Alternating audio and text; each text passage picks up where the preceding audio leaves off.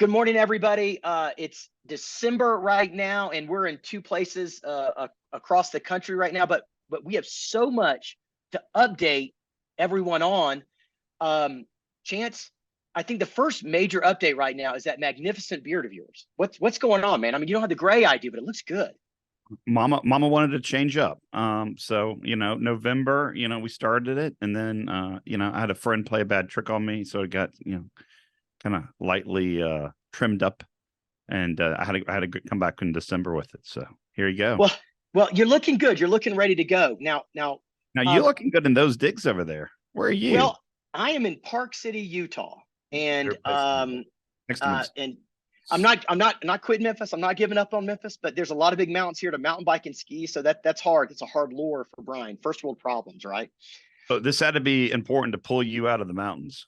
Well, it is important. And some of the things that we've got to get done today, and we're going to do this in short order, but we have several blocks that we're going to cover today for everyone. First off, we got to talk about these past city elections. We got to talk about Mayor Paul Young, some of his initiatives, where he's going.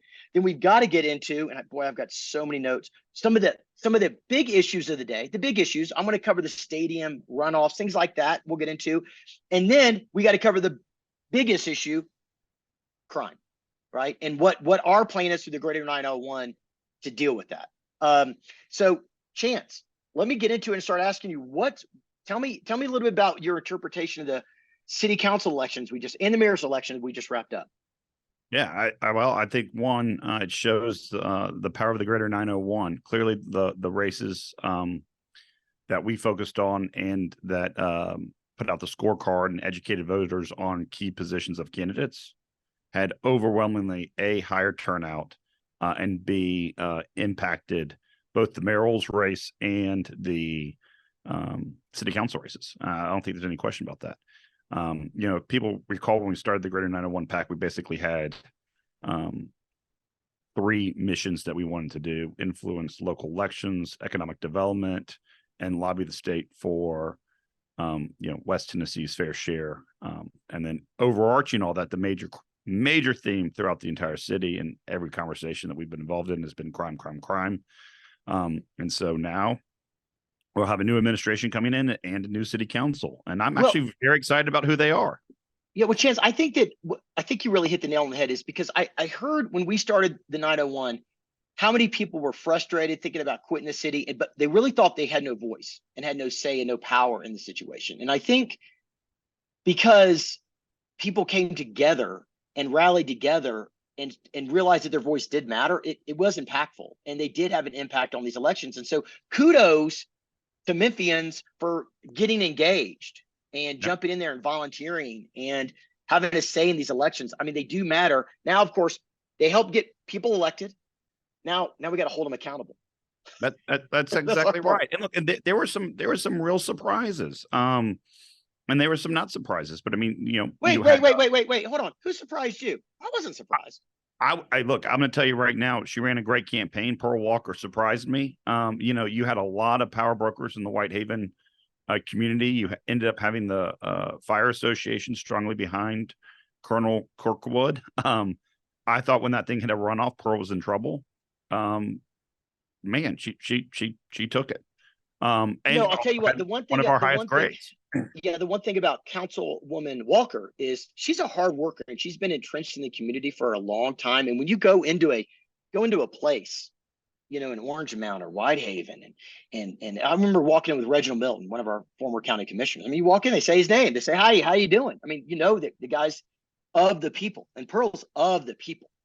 And so that was always going to be something to overcome in that election. I think when you look at what happened in 2, that's a sea change. I mean, we can talk about Philip Spinosa's race against Megan Keel, but in 2, that has been a more conservative leaning seat.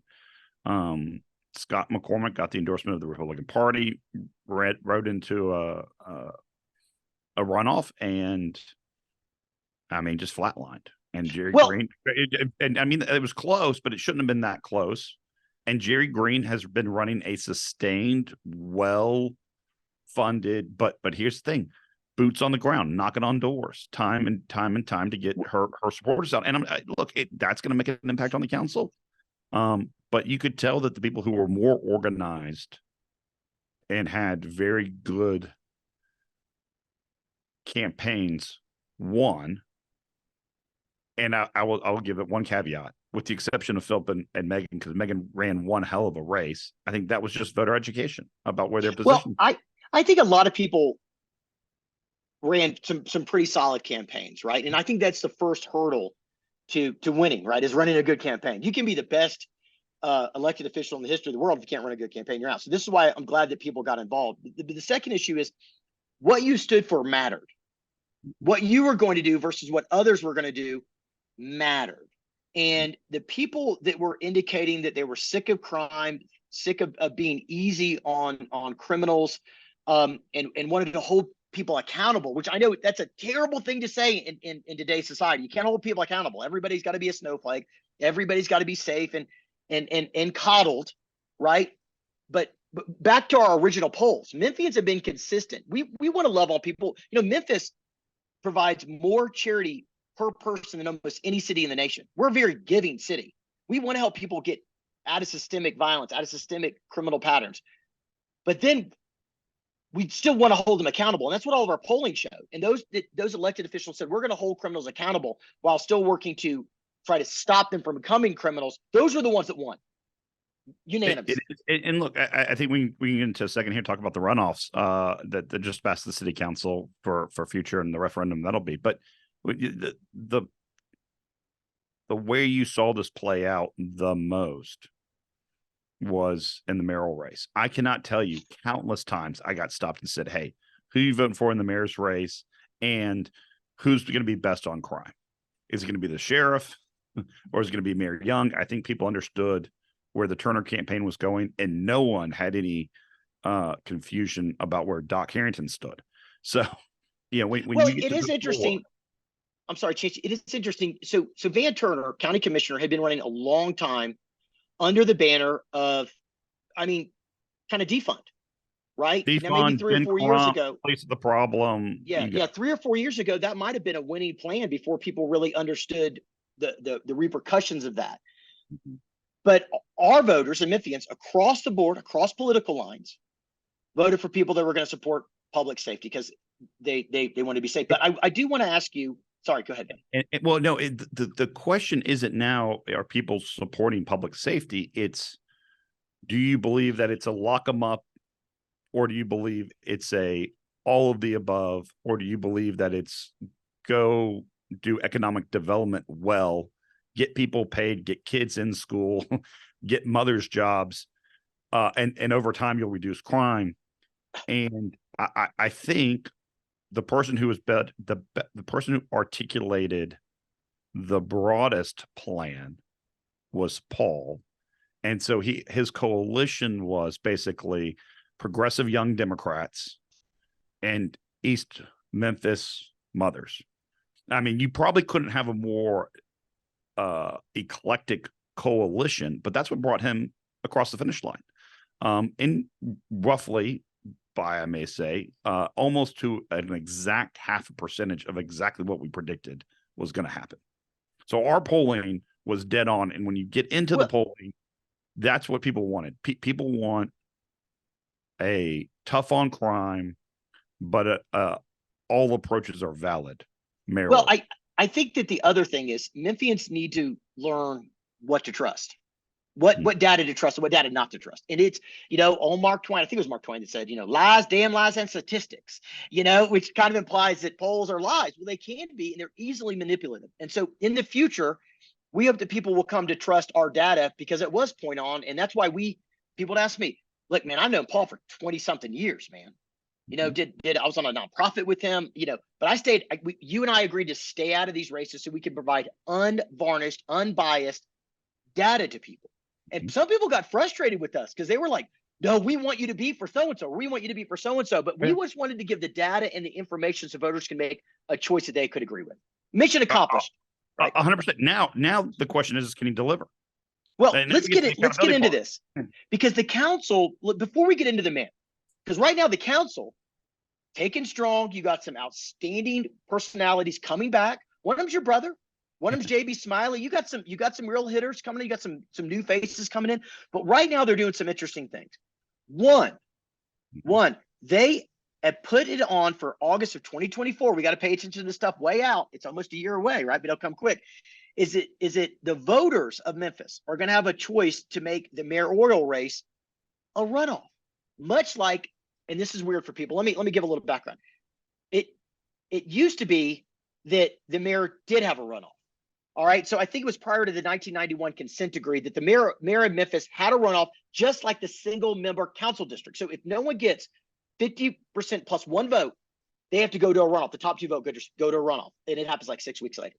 Well, the mayor used to be like that. But then we had some consent decrees to deal with racism and all those issues. And so the mayor, no runoff, majority vote gets it. Just like our two super districts. We don't have a at large, we have two super districts, one that represents half the city and one that represents the other half. They have no runoff.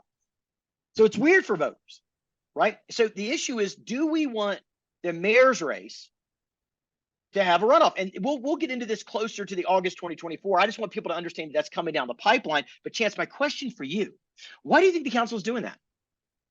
It's clear that it's a deal. There's two resolutions that we're passing on long concurrent paths. One was to make the city council races partisan, meaning you had to be a registered member of the Democratic Party or the Republican Party, and that's it, just like the Shelby County Commission is today. And the other choice was to do a 50+1. So you got to win by 50+1, right? And so I think there was an overarching sense that having a split, I think Paul won with 26% of the vote. I think my brother got more votes than Mayor Young did, Mayor-elect Young. So when you look at that, is it a nice to do, nice outcome? Yeah, perhaps. But I mean, what you just basically had in this election was a Democratic primary. And if it was a Democratic primary, everyone running was a member of the Democratic Party. Everyone running was black. If you throw in a race against a Republican, the outcome would not change, right? And City of Memphis wouldn't change. Well, so that was a bad idea, waste of money, doesn't accomplish anything. What they're trying to accomplish with the +1 is to give voters a real shot at having the say if you have two really good candidates in a field of 15, 18. Is this a good idea? Well, let me ask you this. Do you think it's a good idea? Well, let me back up, though, because you said something that was not quite correct in the state of Tennessee. And I think that the voters, the people really have to understand this. The nonpartisan thing failed, which means right now, if you are voting for a county commission, you vote in a Republican or Democratic primary, then a general election, very similar to presidential election or U.S. Senate. In the city, there is no primary. Everyone just gets in general, no R, no D, no I, no other party affiliation on the thing. So you're just voting for a person that maybe you heard of or seen of. But the nonpartisan, going to partisan elections, which means there is a primary for Republican and Democrat. That's what the other resolution was. Right, but it's not whether or not a person is a registered Republican or Democrat, because in the state of Tennessee, we don't register. It is a group. It is that, and that's the tricky wicket. Because if it was just a matter of me saying I'm a registered, but it's not. See, this is the weird thing too, Chance. It's not the party. It's a group of 4 or 5 people. It's like a homeowners association on both sides. Okay, Republican and Democratic club. They get together in a room behind closed doors, no transparency, no cameras, and they decide whether or not that you are a valid Republican or a valid Democrat. Now that sounds like the antithesis, the opposite of anything to dealing with democracy I've ever heard of. A group of people that have sit in a room and to say, you know what, Chance, you're not a Democrat, so you don't get to run. Just arbitrarily get to decide that. And that's happened in this state on both sides, by the way. Well, then not only has it happened, but this is on the Democratic side, they targeted Mayor Strickland and said, you're not a Democrat. And they wanted to strip him of being a Democrat, which was insane. On the Republican side, there was a moment where there's a conversation about whether Congressman Kustoff was a bona fide Republican, because was he just firmly in the Trump camp or not? And that's who'd taken over the local party. These conversations are idiotic. They're insane. I totally agree with you. I think my point is, between those two choices, we got the better deal with the 50+1, because the other one was really insane. So if you we can certainly get to the 50. I'm sorry, we can get to the mayor's race because we have some time between now and next August. But I'm so proud of the council for not allowing us to get into the partisan fighting that's happening at the national level. But I need people to understand. I'm begging for people to understand. It's not that you decide you're a Republican. It's that a group of strangers, 4, 5, 8 people decide if you're a Republican or a Democrat. And if they don't like you, they just say, no. I mean, Mayor Strickland has been a Democrat his entire life. He's never voted in any Republican primary. He's always voted in Democratic primary, but a small group of people, not the Democratic Party, mind you, a small group of people was going to say he's not. Over what issue? Because he endorsed a candidate who was going to win in the state legislation while he was asking for $350 million to keep the University of Memphis facilities top notch and the Grizzlies here. Yeah, I'm just saying that people can get petty over that. I don't want. Let's assume that person A wants to go out and run. I want them to run. When I was on the election commission, I want people to run and have the voters make a decision. The voters make a decision, not people in a smoke-filled back room. I'm sorry, I get off on a tangent there. All right, so here's the thing I have about the 50+1. Let me ask you: do you think it's a good idea? Yes or no? And maybe you even give me a little. Here's what I think. I do not like things that confuse voters. I like to keep things consistent and simple because people say that voters don't care. They do care. People do care, but they are busy. They have a life, right? We get as many. Harvard just put out a recent study. You know what a nerd I am. We get 15,000 messages a day.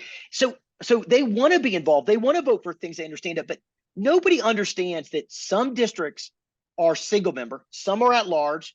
The single members do have runoffs. The mayor doesn't have a runoff. It's very confusing. And the weird thing is we also put this election for city on an off-year election year. Mm-hmm. It's confusing to voters, and it's not on a Tuesday. You think voting on a Tuesday, right? It's a Thursday. I don't like all these things that are confusion. What I would hope the new council would do, Chance, is get everything consistent. All right? And so if they're all going to be runoffs, have them all be runoffs. If none of them are going to be runoffs, none of them be runoffs. But you know who's going to weigh in? The new mayor? Uncle Sam. Oh, yeah. Well, because the reason we got here, you're right, was the 1991 consent decree. It changed the rules. The federal courts intervened. They did it under the Voting Rights Act and some other stuff. And basically they said at the time that the council and the form of which they were electing the mayor was could lead to racial disparity outcomes. Now, going back to it, it will still have to go through a court challenge. And the question, but that's fine. It's been 30 years. I'm with you. Right? Let's go back to courts and let's do the voters of Memphis a favor. Let's try to make things easy to understand. The question is, the courts rejected the voters last time. Do you think the courts today would reject the voters? Well, it's been 30 years. I don't know. Let's go find out. We'll find out. Let's go find out, because I think that that was the argument against the 50+1. The 50+1. There's so many. Look, that's the argument, is that it's not going to withstand constitutional muster. I think it's a fair argument, and I think this is something that needs to be litigated again. And I would say this: I've gone back because you asked me to, and I looked at all the runoffs we've had in the last 30 years. There have only been 3 in all those years where the top vote getter going into the runoff didn't win. That's why Jerry Green surprised me when she beat McCormick. Oh, no. Because all the Democrats in that community were split, and then they rallied around one. And that's, say what you will, I find it hard. It's hard when you have 30,000 people vote for a single member district, and then in the runoff you have maybe 3,000 or 4,000 or 5,000 tops, right? But that's the voter's choice, but it is confusing to them. So I feel like we'll get into this stuff about the runoffs down the road. But I would say this: all right, so making things simple for the voters is important to me. Got it. All right, so Mayor Young, he chased the car, caught the bus. He's got it. Yeah. He comes in office January 1st. Campaign's ready for day one. The most aggressive campaign in campaign promises on things like crime, economic development, etc. He has some wonderful hires. I think he's done a terrific job picking his team to this point. But man, I am at my seat's edge to figure out who is he going to make and his key appointments: chief administrative officer, chief financial officer. What's the status and fate of police chief Davis? I mean, he has some big announcements that are all going to be happening the next couple of weeks. Well, right now there's a lot of rumor, speculation, and going back and forth behind the scenes, right? I think that the world knows who's up for COO. I don't think that that's a mystery out there in the world. John Cena, who is top-notch individual. The question is, will he take the job? And that's a tough position, right? And who's the police chief? Young has indicated his desire to keep the current director, and people can say whatever they want to. They can try to blame lots of different people for the state of crime. And I know we're going to get into crime more and over, but I'm curious also, I guess. And I think instead of playing the rumor game, let's just wait and see. It'll be in the next. Well, I think it's a rumor game. And look, I think there's been a little bit of indecision within the mayor's team on some of these people. He's got a big transition team, but you've run transitions. You've seen how they've worked. I mean, going to this thing, you have a pretty good idea of who you want. I have heard John Cena's name. I've heard others. I think later we can get into a whole podcast on, is it political malfeasance to keep CJ, regardless of how you feel about her, one way or the other. I think perception, the perception, the pattern and practice. I'll tell you this: if he does keep her, changes are a coming, because Paul's not going to run the department the same way as Mayor Strickland. If he doesn't, changes are a coming. So the good news is you're going to have some change. And I think the council will be a lot more assertive on his appointments than past councils. I get that feeling from what I've been hearing. Let's talk about my main man, JB Smiley. You want to talk about assertive councils coming in? All right, so the council's already sort of passed the baton a little bit from Martavia's council chairman to JB, who'll be the incoming council chairman, vice chair, Ford Canale. Ford, it's his birthday. It's his birthday today. It's his birthday. Happy birthday, Ford. I think it's a great one too, right? And boy, did we see some fireworks just this week at the U of M stadium funding deal. I mean, I watched some of that on YouTube because my brother sent me the link. It was entertaining. For those that tuned into that and hadn't seen the city council work before, I'm sure they were like, what in the world is going on? But the university bought a ticket to a show that they didn't know had been playing in the background for 3.5 years.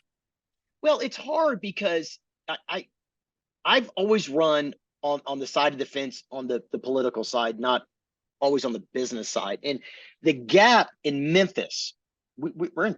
I mean, we do this kind of work in 20-something states now, but the gap in Memphis between the business community and the politics is wide. And they don't understand each other and cooperate as much as they should. So I think the elected officials, to JB Smiley's credit, he's trying to protect the people that voted for him. Like, they voted for him and they can outvote him or vote him in for the next office or whatever. So he's trying to do the right thing and protect the voters' interest. But the issue is whether or not they all understand what's going on. And I think the council for decades has been neglected and not informed on topics from the mayor's office. So they get information late.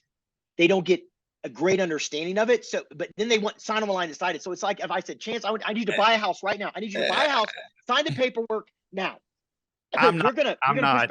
Look, I ain't buying it. I ain't buying it. I'm slapping the sell button. Look, the council members and their staff can be as well informed as they want to put in the time to be. Now, on this particular deal, the stadium deal, the offer by the Smith family to make the $50 million and the conditions, I mean, the ink isn't even dry on the agreement. And so it's clearly a rush job. It's clearly trying to get, momentum back so that we can get up for the state legislature. It was a deal that was produced by a deadline. That's just how it came down. And so the questions that the council members would have, because they didn't have the time to be briefed earlier in the process, just given the nature of it, totally fair. But man, I mean, it was like they were exercising demons for the past 3.5 years about the relationship between the mayor and the council. Chance, we have in Memphis, what we decided was we have part-time council people. Part-time, which means they all have day jobs. They have full-time jobs. The mayor is a full-time. The mayor's administration is full-time. All the staff is full-time.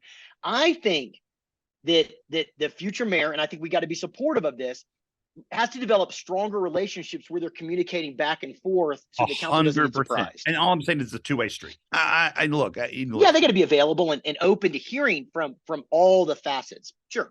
But yes, the seventh floor, which is where the mayor's office is in City Hall, should be well tread by all members of the council, and they should if Paul wants to do a solid. And by the way, I'm going to say this, and I just know how it's going to come across, but like, Mayor Strickland knew better too. I mean, he was on the city council. He knew exactly, and early on in his administration, sure, but man, the new council in 2019 coming into COVID, I don't think people understand how big of an impact it is to govern by Zoom. That was just a huge setback for their working relationship. And now all of a sudden, you don't get to know any people. They are not going to do him any favors on the way out. And it's like, well, okay. But there is a working model for this, okay? Because Lowry and CAO, Jack Sammons, the Godfather, right? When they were in office for a very brief amount of time, they would have the council up there every couple of weeks. I mean, they just have them up there, have coffee, and totally think it's all public, and say, this is what's potentially coming down the hall, 15, 20 minutes. But you're right, the council people had to show up, right? They had to skip other things. But there is a working model to keep people informed. Yeah, look, I don't know about you, but my company, if I need everyone to show up a little bit, I bring in some donuts and voila, the place is full. A little food, a little meet and greet. Boss shows up, things happen. So I get it. But look, that's coming into January. I think they're going to do it. But I just believe this. I do not believe, and JB said it multiple times. Look, the council, the mayor, as hard as they're positioning themselves now going into the new year, the best thing Paul can do is make sure that they start off with a great relationship, because there's a lot of work that has to get done. Paul has a lot to do on his agenda, and you do not want to see a council and the mayor's office not being on the same page. You just don't. It's not good for anybody. No, I think the government's got to push back and forth a little bit, and you end up with a better, what do you sharpen your knife through, through roughness, right? I can't think of the term, but let's get back to this so we can kind of clarify where we're at right now. There's two big issues going on: the Grizzlies, keeping the Grizzlies. I'm going to use the word keeping the Grizzlies, and the U of M stadium deal. And I wasn't a year ago terrified that the Grizzlies would leave. I am not as neck deep in that world as you are, sir. Right? And you are neck deep. I mean, you have all this infrastructure downtown you've got to protect. And let me ask you this. How do we lose the Grizzlies? What happens over the next few weeks, months, and the Grizzlies decide they're out of here? It's the Memphis Grizzlies ownership is never going to badmouth Memphis, the people, the culture, etc. But it is inexplicably impossible for me to understand how they sign a long-term lease, putting tens of millions of dollars of their own money into a facility. And just think about your own neighborhood, think about your own house, okay? Where you're asked to renovate your house, spend millions of dollars. You don't even own the house, you're renting the house. And every house in your neighborhood is declining in value. And then all of a sudden, you get an offer from one of your relatives who's going to give you millions of dollars to move, in this case, billions of dollars, to a different city or state. Okay, but I got to make it, but you're making it, I want to make it, because what you're saying is, why would they stay? Well, no, you're saying, why in the world would they stay? Why would they stay in a crime-infested area when they can move to Vegas, have everything new, make more money? They love Memphis, and they are going to do everything in their power to stay here. So my question was, what causes them to leave? They move if you do not fix downtown. It's just that simple. Downtown cannot maintain its current trajectory. Downtown's going to look more like what it looked like after Dr. King's assassination. And we're going to lose 30 years of rebuilding downtown if crime continues the way it is. Okay. We have to fix that, and we have to find them the $550 million. Those two things are inseparable. And I think that the thing that's really gotten to me, as we've had a lot of conversations going on with different groups trying to build together. I'm not trying to be a hippie, but like, you said getting the council and the mayor on board, getting them on board with the business community, getting on board with the religious community. Everybody's got to work together for a common purpose, which what 80 to 90% of us agree with. Let's get control over crime, right? Is you've got the Grizzlies, and they've indicated, and I don't think it's a joke, that if crime's not fitting, it's not even the owners, right? The NBA could pull out. You're not going to have LeBron James walk into a stadium and potentially have him shot. Just not. Yeah, going from the hotel to the stadium. Yeah, I mean, look, right? Again, this isn't one of those things where it's like, hey, we feel good about X, Y, and Z. The NBA protects the logo. Full stop. They are going to protect the players. The players have to feel safe coming here. The owners have to feel safe coming here. And the city, relatively, it's not an advertising company, but I mean, the product on the floor has to be good. And then us, Memphians, people of Shelby County and the broader area, have to go to the games. So Chance, can the NBA force the owners to move? Oh, I have no idea. Look, I just know this. It is this simple. Everyone thinks crime's out of control. Everyone understands downtown is being hit heavier than other parts of Memphis. And we need to protect downtown. Protecting downtown is protecting the Grizzlies. It goes part and parcel, and vice versa. You can't have tourists come and have their cars stolen, muggings. Same thing with St. Jude. St. Jude's downtown. You can't have a brand new researcher, new to the city, walking with his family, get mugged, robbery turned bad, and shot and killed. You just can't. I guess what my original question was, and the intent was, I feel that there's a lot of people in power up on the top of the pecking order that believe that FedEx will never leave, the Grizzlies will not leave, St. Jude will absolutely build their new research campus here, and that all those great organizations in AutoZone have no other choice. And I've heard this rhetoric for literally, I'm getting old, decades. And my question for you is it like, I think that they've got wool over their eyes. I think they've got their blinders on. Everyone sees those as major corporations. There's a reason our court system considers corporations persons. They're all made of people. If people won't live here, they can't work here. And if you can't get talent here to grow your company and to be your workforce because they're moving out, because they're scared for their life, then the corporation's moving. You may not physically pick up St. Jude and relocate it, but they'll build another campus somewhere. The headquarters of First Horizon Bank may physically be here, but it doesn't matter if every executive and leader it moves to Nashville. I mean, look at Hilton. Hilton's got 700 employees here locally, but they're not headquartered here. Well, Chance, my question though is, I get it. You're kind of talking to the choir. I think that my issue is, why don't literally the administrations, the mayors, you got a county mayor, you got city mayor, you got all these, like, they don't believe that they're going to leave. What do you think the chances? I think you're indicating that they could leave. Why are people so? No. Why do they have such blinders onto this? Let me rephrase it. There are major employers of downtown right now that can't get their employees to show up to work downtown, and so they're still forced to do remote. Not true of their cities and their employment base in other cities. And so when those executives drill down and they say, "What's your problem?" They say, "We don't want to be downtown." That's the problem. Or we don't want to be in Memphis. That's the other problem. Well, it gets into are the Grizzlies just playing negotiation games to try to get a little bit more, or are they really, or is there a possibility they could leave? I think you have to treat the Grizzlies like any other company. Remember, these players live in the city and they're multimillionaires. I mean, if they don't want to be your neighbor, or they're worried about going to Kroger and getting robbed, that's a problem. Well, I agree with you. I was having a conversation last night, keeping it, on the down low with the powers that be, and they're like, "Oh, they're not going to leave." And I'm like, "You're obtuse." I mean, if they move their franchise from here to Vegas in 3 or 4 years, it's double in value.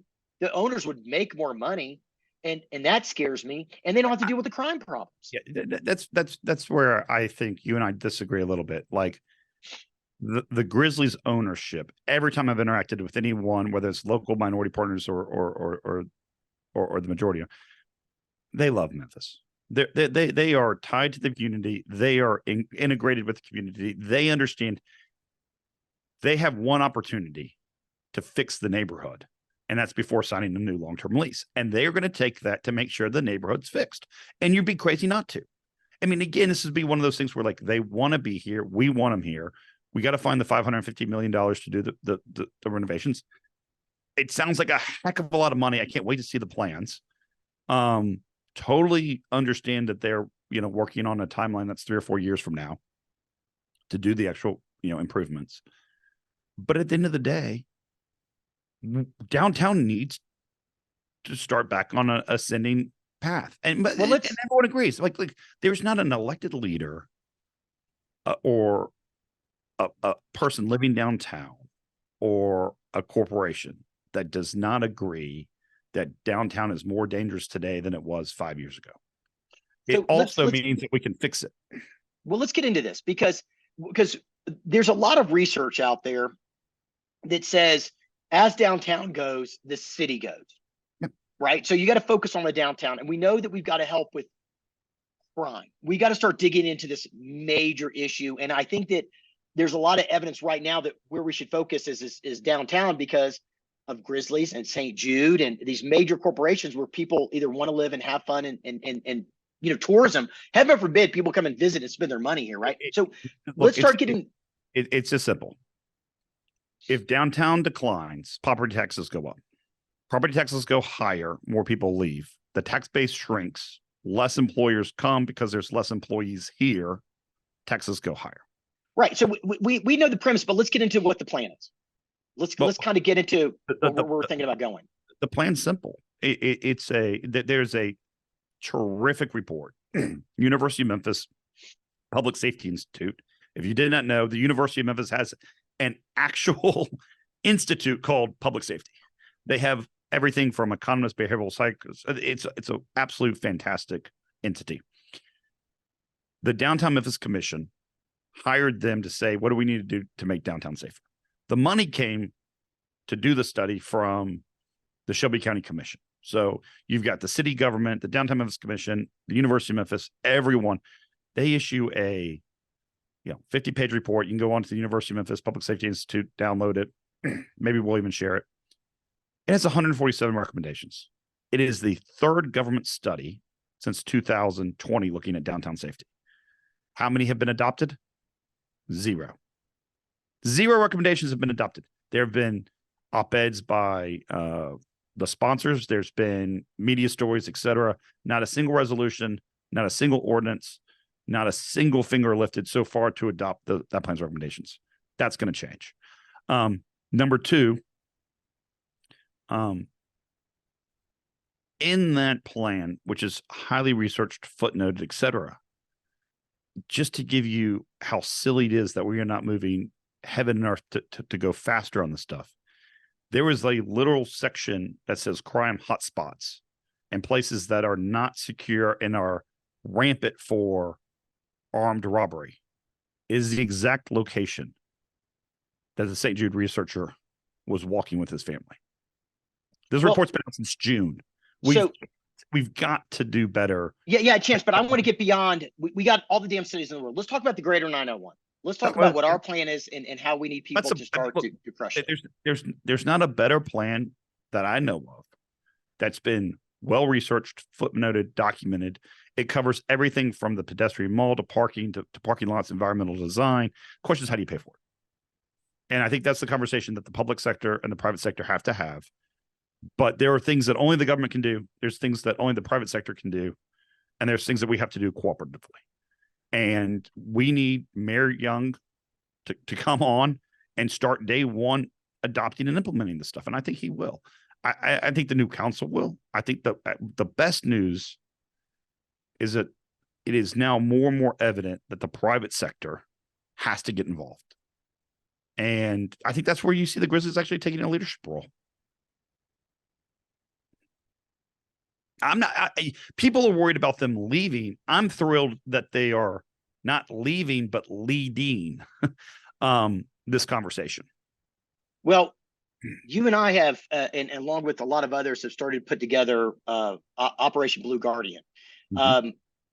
Let's get into it a little bit, because one of the things that I'm hoping that we can do is understand that it's not just studies, it's not just research, it's not, but there is a plan to implement. We need people's help. Well, just like during the elections, people came together and it had positive impact.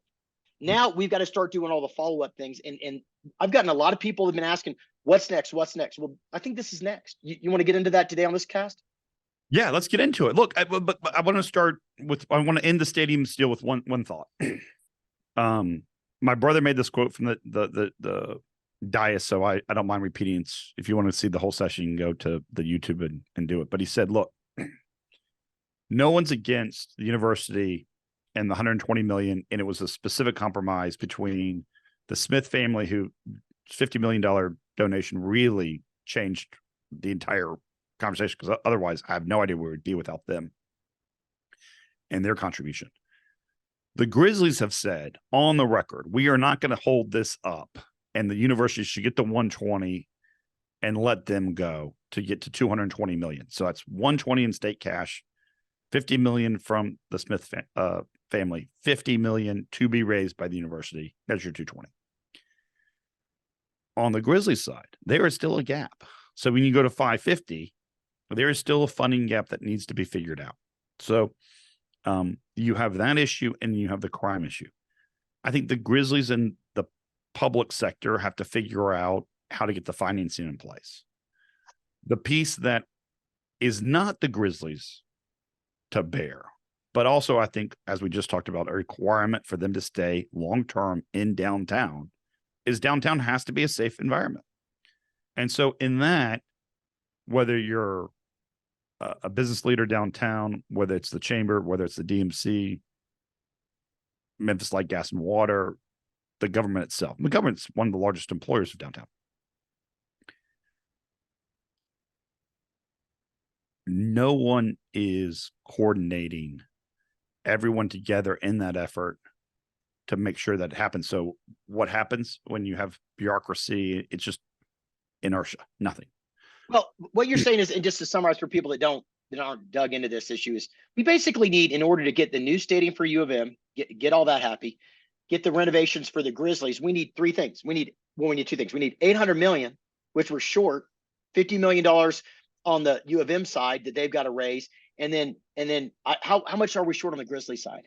Last I've heard, the number ranges anywhere from 100 million to 150 million. Right. And the city of Memphis taxpayers don't have 150 million. So a lot of this goes to the state and other things. Or the Grizzlies ownership. Or how we restructure our finances as a municipality. Right. So there's really, but on top of that, we got to handle crime, because you could even get the 800 million. And it'll probably go more than that, obviously, as things go, as you know. So you need the 800 million and you need everyone to agree. And we're short on that probably by 200 million. Okay. So put some smart people on that. We got to fix the crime issue too.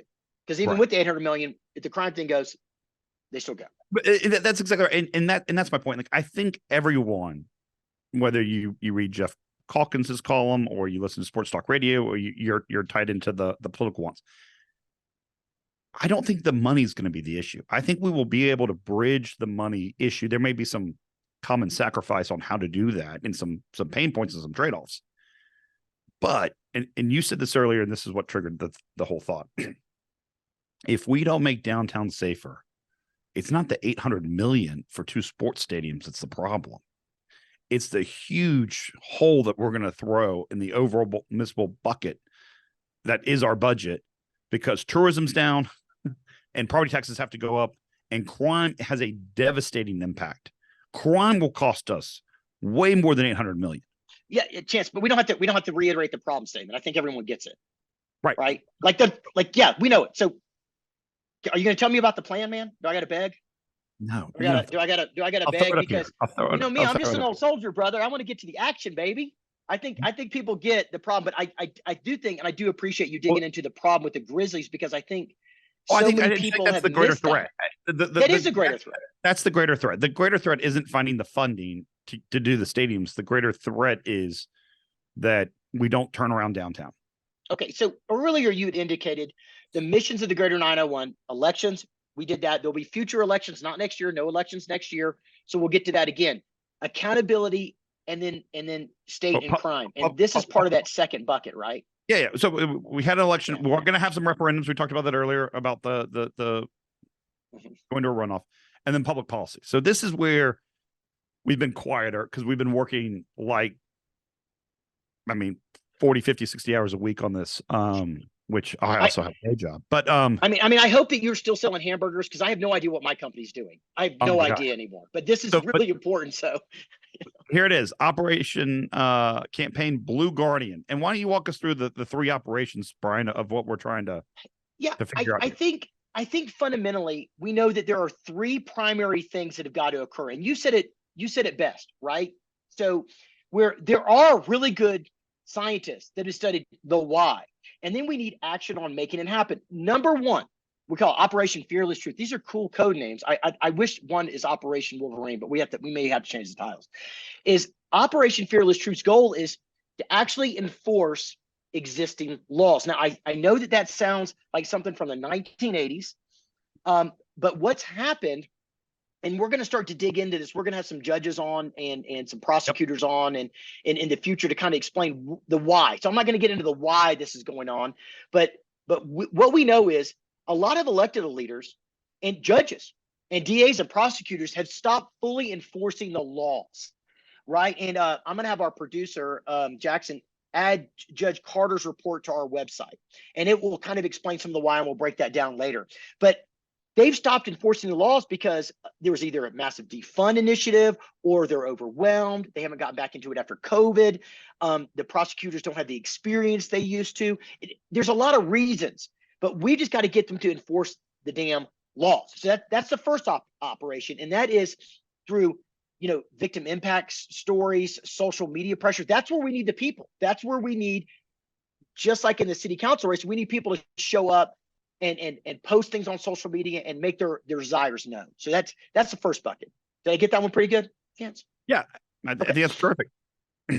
Okay, the second bucket goes into there's all these great policy initiatives that nobody's actually pushing for. They're not actually filing a law that says, let's reform this current law, let's update this law, and this will help. So we were on a call with these outstanding security experts from all these major companies, not just downtown, but throughout Memphis. And these operators know what they're doing.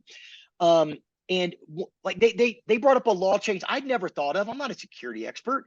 And they said, look, we have out-of-state property owners that own these surface parking lots, and they have no security, no one present. They have a little machine that you go and pay, but the troublemakers hang out there because there's no presence, and we need to make them responsible. So I'm a lawyer. You see those little signs that say we are not responsible for break-ins. Well, let's make them responsible. That's a law adjustment. Make them pay more attention. They're making money off the backs of us, and they don't care about the crime. So that's just an example of a law that can be changed. And this study that University of Memphis did, and there are 100+ laws, and all we have to do is, it sounds simple, but remember I said part-time council people, part-time. Giving them a draft of the legislation, explaining them the reason why you need it, and then asking them to vote on it. It's that simple, but somebody's got to push it, and we're going to do the pushing. Right. And a lot of this can also have to be done at the state level. So we will need a lot of this agenda is state law that needs to change or allow us to have more local control and autonomy. I won't get into gun laws. I think we all know where Memphians stand on guns. There's way too many. It's like we're like a third world country with the number of guns we have here. But outside of that issue, we know that we have to be smarter about how we draft and enforce law. So whether it's civil forfeiture of your vehicle for drag racing, whether it is toughing the fines of ordinances that we can impose here locally, whether it is looking at how we change sentencing for violent repeat criminal offenders, etc. Bail reform is obviously another perennial one. All that would kind of fall into Operation Integrity Spotlight. There are some things that our police are handicapped by, and we're going to take the handcuffs off. Yeah, and I think that's a great way to put it. And I would say this: we talked earlier about the importance of nonpartisanship, which means we are together as one team. It is us, whether or not you're an Air Force guy or an Army guy like me. We got to get along. I got to get along with the Air Force people. Oh, that's going to be tough, right? That's an old joke, Chance, old military joke where the branches attack each other, make fun of each other. But we need our Democrat state reps, state senators, and our Republicans to work together. They've got to go down there as a force, and we need our county government and all of our city governments to be on the same page too. And this is a lot of the cat herding that we've got to do at the Greater 901. So that's kind of where we're going, and those laws will start to roll out over the next year or so. Now, go ahead. Well, look, I think when you look at like Operation Fearless Truth, right? Like the court system in 92 other judicial districts or whatever, 30 other judicial districts is working great. Ours is not. The court system has to come together and work better. And that's, we're going to put a spotlight on it or shine it on it. The Operation Integrity Spotlight, there are things that we know in our system that have to change. That's that point. And then we get to Operation Blue Renewal. What's that all about, Brian? No, well, Operation Blue Renewal is your space, baby. And so why don't you walk through, because you led a group of people to kind of establish the importance of this. And I thought it was a great, three steps of the tool. So why don't you go through the importance of Operation Blue Renewal? Yeah. So if you get to the Public Safety Institute report, there's 147 recommendations. A lot of it takes money. Question is where the money come from. Blue Renewal is to basically align our city, county, state leaders on a comprehensive plan of action for downtown. So we need better lighting, integrated security cameras. We need to make Beale Street a heck of a lot safer. The pedestrian mall has to, be reformed. We need more resources to surge in and out of downtown for major events, festivals, etc. So if we do that well, then we have to unlock more private capital for development to also grow our way out of this problem. It was a core tenet of Mayor Young's campaign. We are going to do better economic development. So the private sector has to invest. And we have to change not just those, for example, blighted parking lots need to come developments. We have to make downtown a better place to live, work, and play. We have to make it safer. There's some things that only the public sector can do, reform of MPD policies and procedures. There's some things that only the private sector can do. I don't think anyone wants the Memphis government going out and building, office buildings. And so when we look at that, coming together and having a focused plan of attack for downtown and incremental funding from the state, I think is the key to regaining the momentum that we had. I mean, for 15 years, downtown was not only the safest neighborhood in Memphis, it was the neighborhood that was attracting the most investment. Now there's over $3.5 billion of private development stalled. There's the possibility that you could lose your Signature Pro sports franchise that would make the FedEx Forum the Pyramid 2.0. You know how hard it was to put something in the pyramid? Oh my God. Look, there is not a mechanism at which that $3 billion of committed private capital actually gets spent, including St. Jude's, if you don't turn the corner. And I think we're all committed to turn the corner. So that is what Operation Blue Renewal is. It's to basically put the Public Safety Institute report into action and have a clear, concise ask of the state government to help us with some of our funding priorities. So I think that it's so complex, but also it's just a matter of action. And so these are our three action categories, right? And we're going to be asking for people to help serve on these committees. We've got some exciting announcements about the fact that we have been working along with a lot of others to bring people together on this. We'll be announcing that in the next few weeks, I think. And then we want to actually start to educate not just the people that are listening to the podcast and the voters, but also the elected officials, because it's like anything else. If they're being squawked at by one thing over and over and over again, that's what they're going to listen to, and that's what they're going to follow. So we're going to try to balance that equation and provide additional data, additional reports, and the actual draft laws and the things we're going to protect them if they choose to enforce. So it's weird, but I think that this is our space, right? I think this is where we're going forward. Yeah, I think so. And look, we have a significant ask of our so far, so most people know, the Greater 901 has been mostly funded by individual donors, grassroots campaign, and now we're going to get into another gear where we try to bring in some corporate support. And it's funny if to go because this is a very expensive effort, and we're going to go raise money to go get it done. And I just think that there's one thing that always happens with the local media and the local papers is like, who's funding you? Where's your money from? And like, we disclose it, we're PAC, but it's also a little bit like if the business community or like FedEx or AutoZone or IP or anyone gives you money that you're bad, right? And it's like, wait a minute, these are the people with the most vested interest in society. And so, yeah, we're going to take money from everybody, just people that live here. All right. So not out of state interest. And I think this is important because at some point, we're going to get back into all the out of state money that's coming in affecting our city from people that don't live here. But I think that's a separate issue. So yeah, we need funding. I think corporations generally, even with the ESG campaign, diversity, exclusion, whatever, I think they want to stay out of the political spotlight as much as possible, especially when it comes to elections. I think when it comes to public policy, it's a natural role. It's sort of where we're evolving as we get back to policy initiatives that make downtown and Memphis safer. You have a strong downtown, a growing downtown, a vibrant downtown. The rest of the entire city benefits.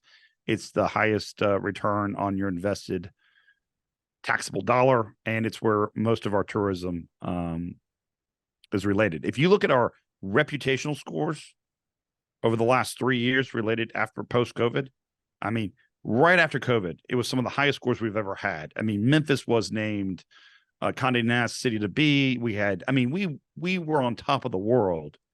And now, if you're living in Tulsa, Oklahoma, and you Google Memphis, those aren't the stories that pop up. So we've got to change our reputation and become, again, a leading tourist destination.